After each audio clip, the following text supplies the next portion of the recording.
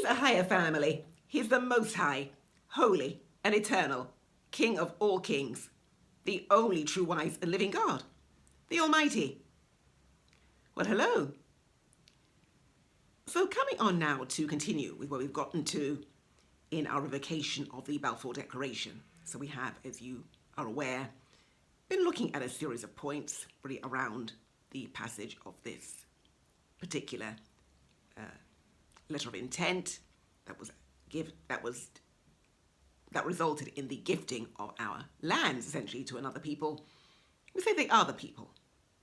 So we have been, I wouldn't quite call it a pseudo-exegesis. If you recall, we were actually looking at the example of Martin Luther in Germany, who nailed his 99 thesis, or 99 points, with some elaboration around his denunciation of a number of the practices within the Catholic Church that did actually spawn the Protestant Reformation in Germany. So I'm sort of borrowing from that model somewhat. Although, as I say, I haven't really sat down to do a formal list or a formal thesis really around these points. I'm really just plucking some ideas or a few points, well, off the top of my head, quite literally, to explain as to why this really is, well, thoroughly unacceptable, and why we do, as a people, as a community, thoroughly repudiate and renounce this particular instrument that had this effect of recompounding the suffering of a people's, and really did very, very much contribute to the actual drive that was then made to then effectively exterminate these peoples, which effectively is what happened to them. Because let's make no mistake, we're talking about a genocide here, quite literally.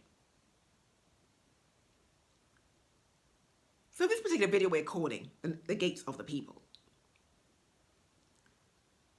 So we're looking really in these points at part of the prophetic destiny of Israel, brown Israel, and what does or doesn't happen when, well, Israel as a people's, as per Yahuwah's original intended design, isn't in her correct office or role or place. Now, there are many who may say many things about this, because we also know that we are undergoing an awakening, and not all Israel are true believers in the true Yeshua. That is true to some extent, and we have now seen that we are very significantly co-opted also into the tabernacle systems as well, which has added further compromise into the whole overall equation, with the overall risk that as we now move into this position, well, we need to be aware, really, of that compromise and what consequently will unfold, because we're actually seeing unfolding in plain sight. Many, really, of those who are of our bloodline siding with their enemies, they're not aware they're their enemies, and that they maintain agendas around their removal. But we're seeing that actually playing out in plain sight. Those of you I've actually been encouraging to actually watch and be very, very attentive at this time. Just what Yahuwah really is uncovering and is unfolding, because he is exposing many things at this time we're actually seeing. And there is judgment currently that has gone out really against that kingdom and against the tabernacle citizens particularly for many of the things they have done in this agenda, partly because they have touched his anointed, that they were told also not to do so,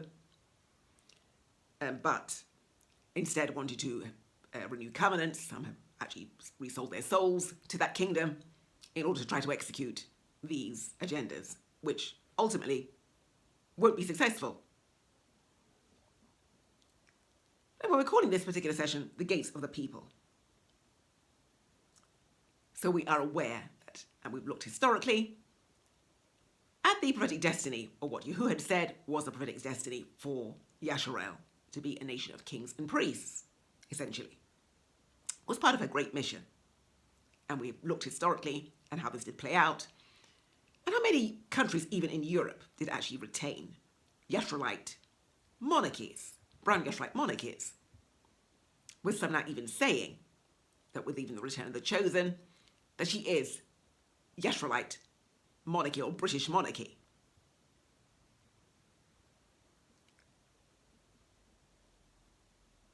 So we've seen that that was actually part of the initial design, and that many countries did actually begin to do this.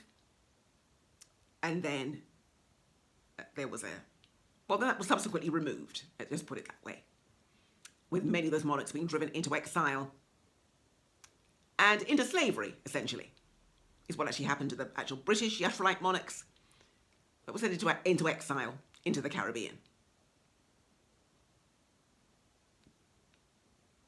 This is part of a hidden history. Many, I'm aware, even of indigenous or white British people will be unaware of this history, quite possibly, because it isn't widely spoken of, but it is nevertheless your history. And this really does contribute to the whole, what we really have been saying, really, around the current, or where we currently stand in history at this very, very point.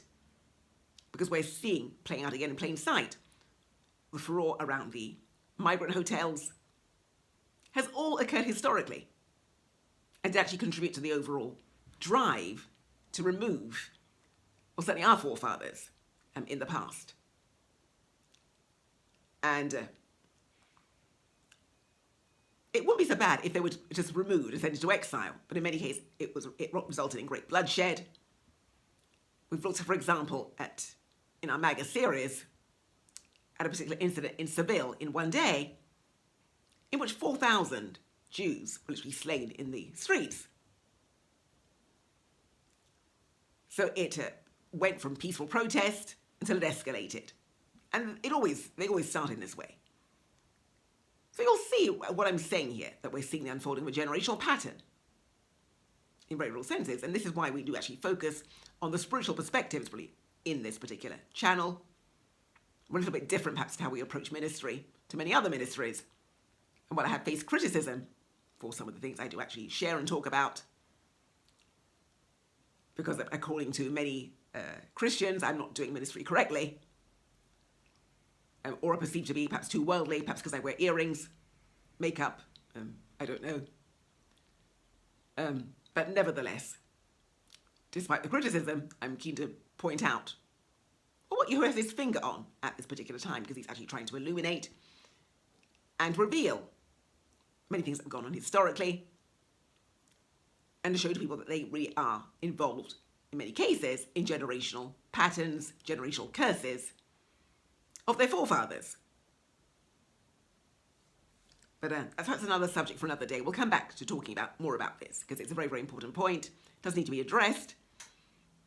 And we also need to address moving forward, well, the whole terminology and language really around the issue I'm looking at. Around brown and Yashurite peoples particularly, which still continues to be, in many ways, unacceptable as well. So we are at a very, very pivotal juncture in history, with the reinitiation, in many cases, of another cycle of history. And so what we're actually trying to do is put that on a better or a firmer footing, although not without resistance, as you can see. But that'll have one or two effects, because what isn't going to happen is the reinitiation of another cycle along the lines of the previous cycles, with the same sorts of pejorative and diminutive disrespect and contempt that our peoples are generally held in, certainly in the public narrative, in the public sphere.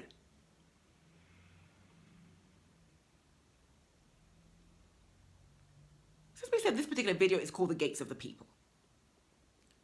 So, as we are looking to see or to understand part of the prophetic mission for Israel, why she is important, why her presence is still needed in the earth today, and this is accepted even by our enemies, and is one of the reasons why they keep us close and keep us within agendas and cycles that revolve around narcissism. We've been looking at how narcissism is the key spirit of engagement, certainly Mystery Babylon,